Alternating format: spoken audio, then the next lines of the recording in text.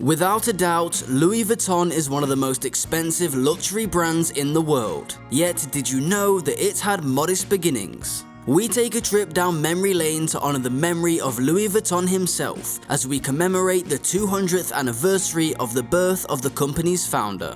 In addition to being an entrepreneur, Louis Vuitton was an innovator. He created the first pick-proof lock in the world and unveiled a rectangular canvas trunk that was waterproof. His rectangular trunks adapted to modern demands and could be stacked for simple transportation on the growingly well-liked passenger trains. Also, he came up with the damier design, which has become synonymous with his trademark ever since. Though he had a vision, he was also a diligent worker. The most valuable luxury brand in the world, Louis Vuitton, is worth around $30 billion.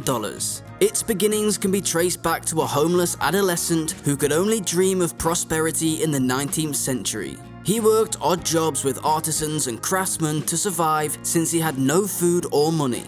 He barely made any money, but he learned useful skills that helped him invent modern luggage and build a billion-dollar empire. Louis Vuitton was born and raised in Angers, France in the 19th century.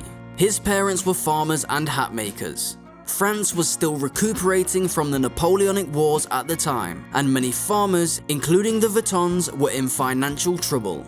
Louis was compelled to work on the family farm from a young age. When Louis was only 10 years old, his mother, Corinne Gaillard, a milliner, and his farmer father, Xavier Vuitton, both passed away.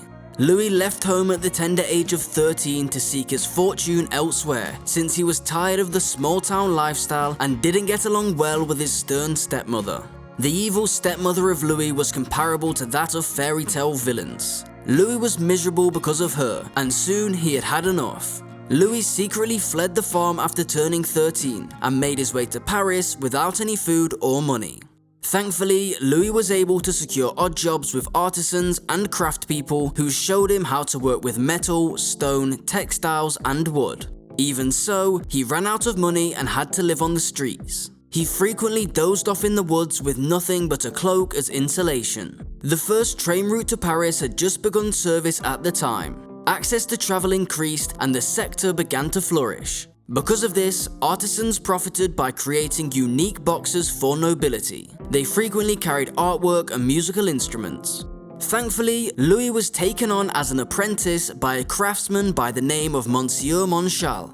Louis didn't make much money, but his willingness to study paid off in a variety of ways. He quickly rose to the top of Monchal's clientele. Afterwards, the Empress of France hired him to create boxes for her. Louis launched his first shop after working for the Empress for a year and became increasingly in demand. Louis developed new product concepts early on and altered the industry norm. Traditional boxes of the time were rectangular and made of leather. The dome-shaped lids prevented water from penetrating the leather by allowing it to run off the top. The boxes became difficult to stack and time-consuming to load as a result. Louis tried with solutions to these issues. At the time, society did not accept purses. They were criticized for being ungainly, bulky, and dangerous for ladies by many individuals. Nevertheless, Louis began producing canvas handbags because he thought they had potential. They quickly became popular, creating a need for multiple styles so that ladies could match them with various outfits. Ultimately, Louis was unable to keep up and turned to his son Georges for assistance. Like his father, Georges developed fresh concepts that altered the industrial norm. He invented a tumbler lock to deter theft and transform trunks into treasure chests. Before it, the majority of trunks featured simple-to-pick locks. The goods produced by the family gained even more popularity, but soon after, the flow of work stopped. Louis didn't spend any time in repairing his workshop and locating a new shop location using the remaining funds in his savings. Thankfully for him, the conflict caused a decline in real estate values. Louis seized the chance and bought a store in a high-end neighborhood. After reopening, business quickly picked up again and orders started to come in from all over the world. Louis was now compelled to try out fresh, audacious concepts. Technology at the time allowed for the printing of unique designs on fabric. Louis was able to make a range of trunks decorated in stripes since the canvas is cloth. The new design gained popularity right away. It provided people with a means to stand out and exhibit their modernity. His clientele diversified as a result of the expansion to include more adventurers and royals. Louis gained notoriety as the one designer whose goods could be found in both luxurious mansions and far-off rainforests from that point on. Louis eventually made the decision to publish his first catalogue in order to facilitate ordering. It was a sensible decision that would undoubtedly help the company grow. But within that same year, a shocking event derailed Louis' plans. Louis, who was 72 years old, went away unexpectedly in his home. His cause of death is still a mystery. Georges was now responsible for carrying out his father's unfinished ambitions. Georges grew the company quickly and traveled to the United States to attend conferences. They were accustomed to solely personalizing their bags with their own names or initials. Yet, as time went on, the new style became popular. After that, Georges and his son Gaston carried on Louis' legacy by developing new designs. The Keepall, the No, the Alma, and the redesign of the Coco Chanel order are notable creations. The Keepall is a bag for everyday use. By that time, Georges had completed a nationwide tour and established a network of distributors. He was destined to expand the company to new heights, just like his father. Yet, regrettably, history kept repeating itself. He passed away, leaving Gaston to carry out Louis' unfinished business by himself. Gaston's luck was not good right away. Contracts were terminated as a result of the breakout of World War II. The plant and stores of LV had to be shut down by Gaston. According to the author of Louis Vuitton, A French Story, Gaston grew so anxious to survive that he worked with the ruling party in Germany. It is said that Gaston authorized the creation of memorable busts and opened a store in Vichy.